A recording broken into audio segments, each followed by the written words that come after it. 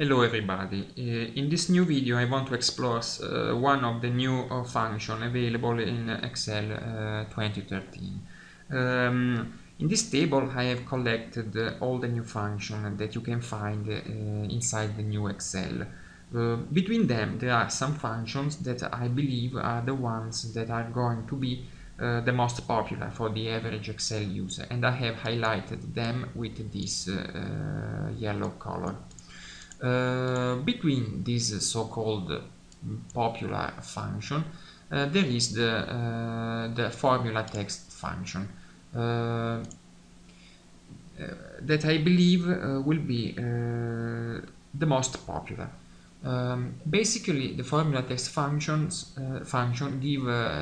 gives us the formula or the function that is inside a cell in the form of a text string. I'm not here to simply use the FORMULATEXT function, but I want to compare its effects with other methods used in the past version of Excel to obtain the same results. So let's switch to the workbook that I've prepared for this for that purpose. As you can see, in the old Excel version, we can use 4 methods to visualize the formula or the function that we have inside a cell in the form of a text string. So let's begin with the first method, which involves the use of the find and replace box. Suppose that we have this simple table, and here a bunch of functions, of formulas and functions, and we wanted to visualize the formulas and functions inside this column. The first thing to do is to select the cells which contains the functions and the formula. Then go to the find and select, click on the replace, and inside the find and replace box type in the find what the equal sign, and in the replace with space type the number sign or hash, whatever you call it, and then click replace. Now we can copy and then paste only the values, and then to restore the original formulas we have to do the same process but in reverse.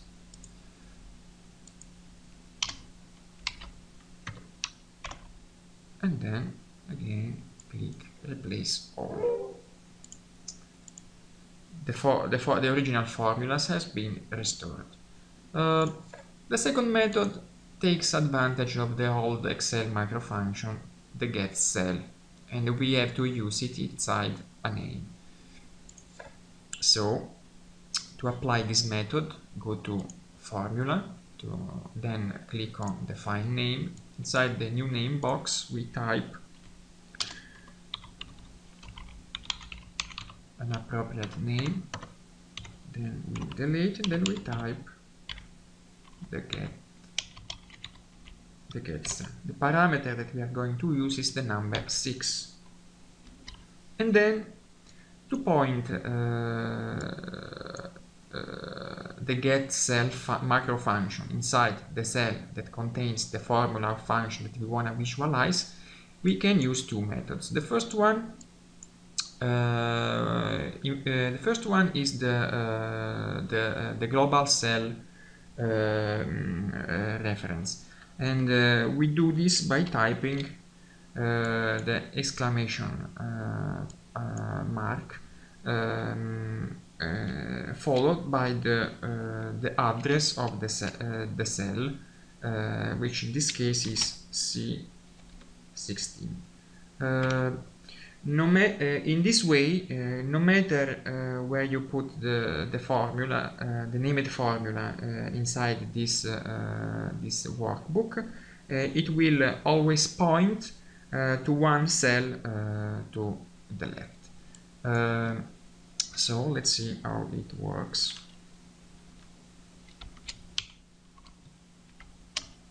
as you can see, the formula is now in the form of a text string. The second method of pointing the getCell formula involves the use of the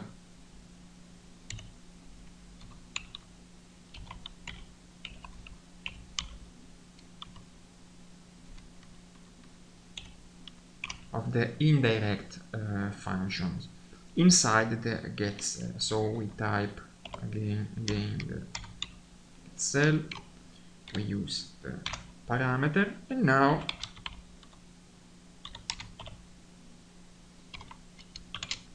the indirect function, but with the R1C1 cell reference. Do it this way.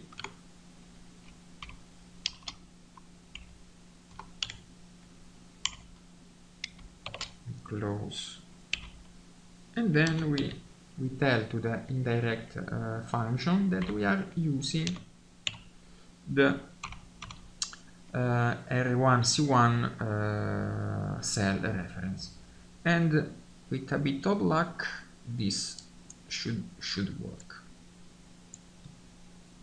Let's see. Here is. Oh, perfect.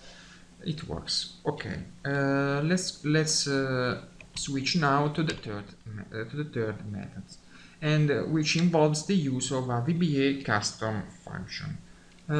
So, to use to prepare a VBA Custom Function, we have to switch to the VBA editor, Visual Basic.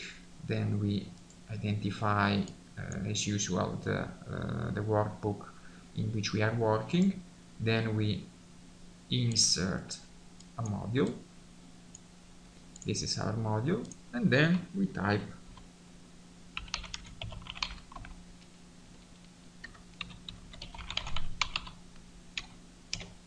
our custom function. We need an argument that is a range, the range inside which is the formula that we want to visualize, and is a string. Now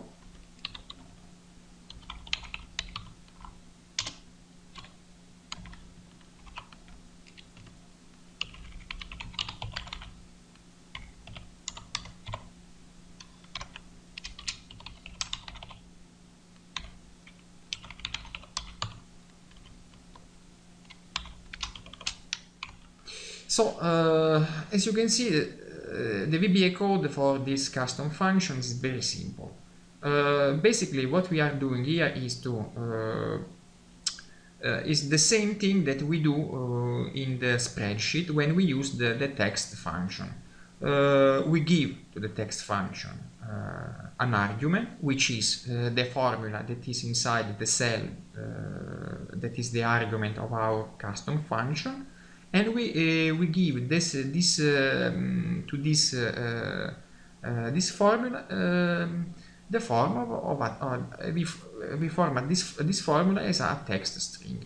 So this should work with a bit of luck. Let's switch to the. As you can see now, our custom function appears inside the contextual menu.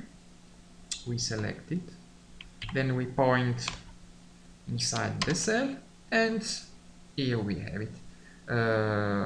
The formula that is inside the cell is now visualized in the form of a text string. The custom function has the advantage that we can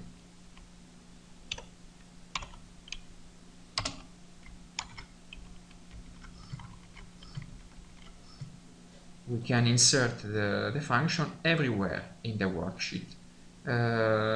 It's very dynamic. The fourth method is the use of the morefunc add-in, but there is a problem. Unfortunately, the morefunc add-in does not work anymore in Excel 2013, and that is very sad. At the end, the last method number 5, if you have Excel 2013, it's obviously the use of the FORMULATEXT function. And so we use it. It's very simple, just type, then point inside the cell, and the formula is visualized in the form of a text string. It has the same advantage.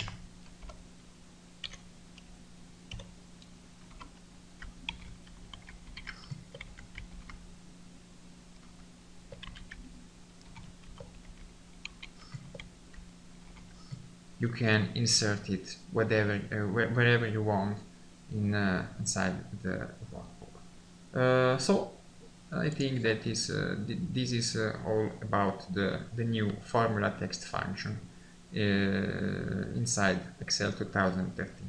Thanks for watching, and I hope to see you in the next video.